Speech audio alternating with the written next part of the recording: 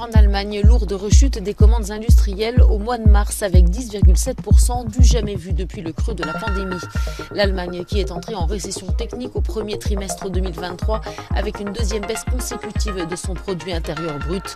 Le PIB de la première économie européenne a ainsi chuté de 0,3% entre janvier et mars après un recul de 0,5% entre octobre et décembre.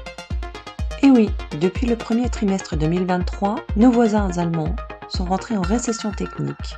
Je rappelle que l'âge actuel de départ à la retraite en Allemagne est entre 65 et 67 ans en fonction de l'année de naissance et qu'en ce moment, leur gouvernement envisage d'augmenter l'âge de départ à 70 ans. Est-ce que c'est ce qu'il nous attend ? Eh bien, c'est fort probable, puisque si on regarde le parti Horizon en 2021 d'Édouard Philippe, qui proposait déjà la retraite à 67 ans. Cela pourrait presque être risible lorsqu'on sait que même les employés en Chine peuvent partir à la retraite à 60 ans pour les hommes, à 55 ans pour les femmes employées et cadres, et à 50 ans pour les femmes ouvrières.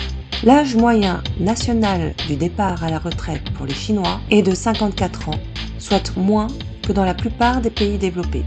Mais chut, il ne faudrait surtout pas que cela se sache.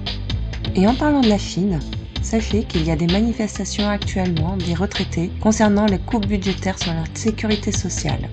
Et dernière information, non pas des moindres, actuellement, la Chine cherche à installer une base d'espionnage à Cuba.